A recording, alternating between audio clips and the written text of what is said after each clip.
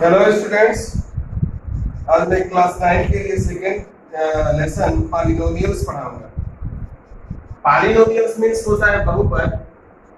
अब बहुपद में जैसा कि इसके नाम से ही पता चल रहा है कि बहुपद बहुत सारे पद मिला के जो इक्वेशन जो समीकरण बनते हैं उनको हम बहुपद कहते हैं, इंग्लिश में हम पॉलिनोमियल कहते हैं। एग्जांपल के तौर पे अगर एक इक्वेशन लिखे हैं कि 5x + 7, इसमें हम देख रहे हैं कि दो पद हैं, एक तो 5x है और उसमें 7 को जोड़ा गया है। तो इस तरह से ये जो है दो पद को मिला के इक्वेशन बना हुआ है, ये समीकरण बना है। अब हम देखते हैं कि पहला पद कैसे बना है। पहला पद एक 5 और x के गुणा से बना है। तो इसमें 5 क्या है? 5 एक कांस्टेंट नंबर है जिनको हम गिनती के नंबर कहते हैं और इसको हम अचर कहते हैं। जबकि x क्या है? चर है, इनको इंग्लिश में वेरिएबल्स कहते हैं। वेरिएबल्स क्यों कहते हैं? क्योंकि वेरी का मतलब होता है बार बार बदलते रहना। इनके नंबर जो है, इनकी जो पोजीशन होती है बार बार बदलती रहती है। वो कैसे बदलती रहती है कि जैसे मान लीजिए कि अगर किसी इक्वेशन में x की वैल्यू 3 आ रही है, तो किसी में 4 आ रही है, तो किसी में 5 आ रही है, तो ये हम वेरी करता रहता है, इसलिए हम वेरिएबल कहते हैं, चर संख्याएं कहते हैं। और ये जो 5 है 7 है, ये तो फिक्स है, 5 है तो 5 है, 7 है तो 7 है। तो इस तरह से कांस्टेंट नंबर होते हैं, एक फिक्स नंबर होते हैं, इनको हम कांस्टेंट कहते हैं। तो मैं बता रहा कि पहला जो पद है वो दो संख्याओं के गुणा से बना है, एक तो 5 और एक x। तो इस तरह से 5x बना है। दूसरा है केवल कांस्टेंट संख्या है, एक निश्चित संख्या है 7, और इन दोनों को जोड़ने से जो इक्वेशन बना है इसको हम कहते हैं द्विपदीय बहुपद। अब उसके बारे में हम बाद में बात करेंगे। अब जरा देखते हैं कि शून्य घात वाला बहुपद क्या होता है। शून्य घात वाला बहुपद, मान लीजिए कि कोई इक्वेशन हो और उसमें जो चर संख्या है वो है वही ना, तो चर संख्या ना हो इसका मतलब क्या हुआ? गिनती का नंबर हो, केवल 8 हो, 7 हो, 100 हो। इस प्रकार के जो भी इक्वेशन होता है, जो भी समीकरण होते हैं, उनको हम कहते हैं शून्य घात के बहुपद। शून्य घात के बहुपद क्यों कहते हैं? क्योंकि मान लीजिए कि x का घात 0 है और किसी भी वेरिएबल का घात अगर 0 होता है तो उसकी वैल्यू 1 होती है। तो इस तरह से वो शून्य घात का बहुपद कहलाता है। इसके बाद हम आते हैं कि एक घात वाला बहुपद। एक घात वाले बहुपद में ये जो एग्जांपल लिखा हुआ एक घात का ही बहुपद है, क्योंकि इसमें जो वेरिएबल है उसका एक और केवल एक ही घात है। तो इस तरह से हम कह सकते हैं कि ये जो इक्वेशन है वो एक घात वाला बहुपद है, और एक घात के जो बहुपद होते हैं उनको हम रैखिक बहुपद भी कहते हैं। एग्जांपल के तौर पर उनको लिखने का तरीका क्या होता है? ax + b, जहां पे a और b कांस्टेंट नंबर है तथा x जो है वो वेरिएबल है। तो इस तरह से दो पदों में मिलकर ये बना हुआ है, तो हम रैखिक बहुपद कहते हैं। और इसमें जो वेरिएबल है उसकी सिर्फ और सिर्फ एक घात है, इसलिए हम इसको कहते हैं रैखिक बहुपद। उसके बाद मैं आता हूँ द्विघात वाला बहुपद, जिसको द्विघातीय बहुपद कहते हैं। इसको लिखने का क्या तरीका होता है? ax² + bx और +c। इसमें देख सकते हैं कि जो वेरिएबल है वो x के रूप में है, यहाँ भी x² है, यहाँ भी x² है, और जो सबसे बड़ी वेरिएबल की जो सबसे बड़ी घात है वो 2 घात है। ये तो एक घात है, लेकिन इन दोनों में बड़ा कौन सा है? x²। मतलब जो बड़ी घात वाला जो चर है वो है 2 घात का, और इसी के नाम से हम इसको कहते हैं 2 घात वाला बहुपद। उसके बाद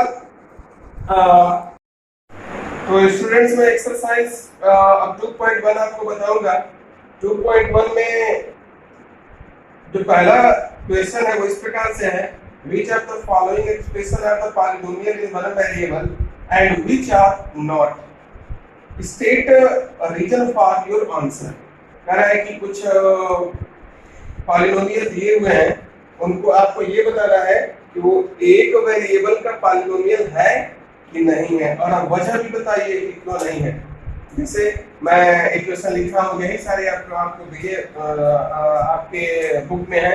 जैसे पहला है कि 4x² + 3x + 7। अब ये बताइए कि क्या ये वन वेरिएबल का इक्वेशन है? ये वन वेरिएबल का पॉलिनोमियल है? तो हम वन वेरिएबल के पॉलिनोमियल में क्या बताएं कि अगर वन वेरिएबल का पॉलिनोमियल होगा तो उसमें आपको जो वेरिएबल होगा वो एक ही होगा।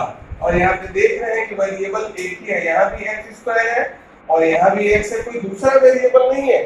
इसका मतलब अगर इसके एक्स के अलावा कोई और भी वेरिएबल आ जाता, जैसे कि वाई आ जाता है फिर या जेड आ जाता या कुछ और वेरिएबल होता, तो ये नहीं होता। या अब आंसर के रूप में हम लिख सकते हैं कि ये जो है एक वेरिएबल का पॉलिनोमियल है। इसी तरह से जो सेकंड क्वेश्चन है वो है कि y square plus root 2, Y square इसमें वेरिएबल y के रूप में है और y को छोड़ के क्या दूसरा वेरिएबल इसी क्वेश्चन में है? नहीं है।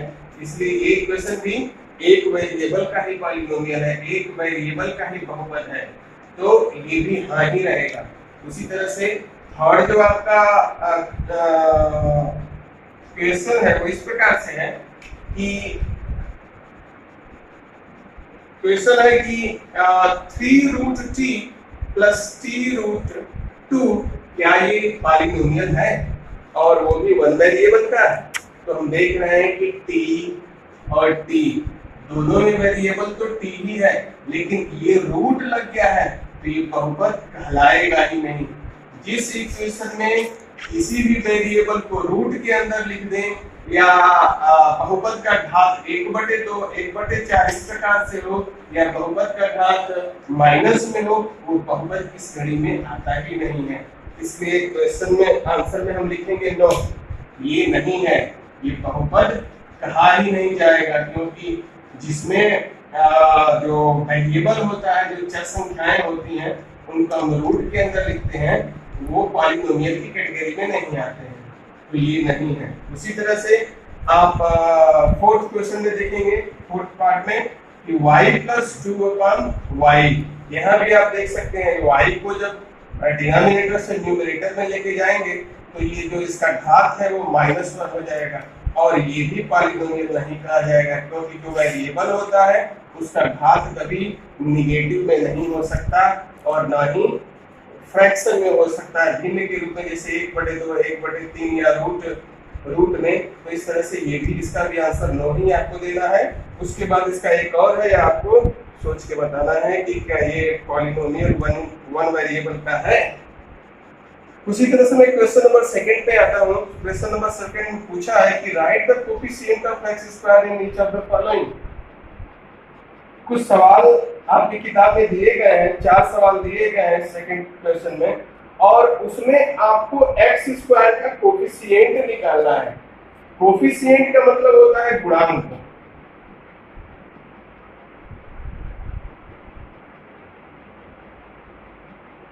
गुणांक, इसका मतलब x का गुणांक क्या है? x स्क्वायर का गुणांक क्या है? तो सबसे पहले तो हम ये देख लें कि इस इक्वेशन में जो है x का गुणांक क्या, x स्क्वायर का गुणांक क्या, x स्क्वायर है क्या? ये 3 पद वाला ट्राइनोमियल इक्वेशन है, मतलब 3 पद है, एक ये और एक ये। तो इसमें x स्क्वायर वाला पद ये बीच में है, तो क्या x स्क्वायर को किसी संख्या से गुणा किया गया है? आंसर में होगा नहीं। तो x स्क्वायर का गुणा हम 1 से समझेंगे। अगर कोई संख्या नहीं दिख रही है तो हम ये समझेंगे कि इसका गुणांक जो है 1 ही है। तो x का गुणांक क्या है? x स्क्वायर का गुणांक क्या है? x स्क्वायर का गुणांक 1 है। इस तरह से आपको लिखना है कि x स्क्वायर का गुणांक बराबर 1। एग्जाम्पल के तौर पे अगर मान लीजिए कि इसमें पूछता है कि इसी क्वेश्चन में x स्क्वायर का गुणांक क्या है, तो एक इसमें x स्क्वायर के अलावा और कौन सी संख्या है? 4 है, मतलब x स्क्वायर को किस संख्या से गुणा किया गया है? +4 से। तो अगर पूछता है इस इक्वेशन में तो हम जवाब देते हैं कि x स्क्वायर का गुणांक 4 है। Thank you students. बाकी आपको क्वेश्चन को आप खुद करना है और मुझको दिखाना भी है। Thank you.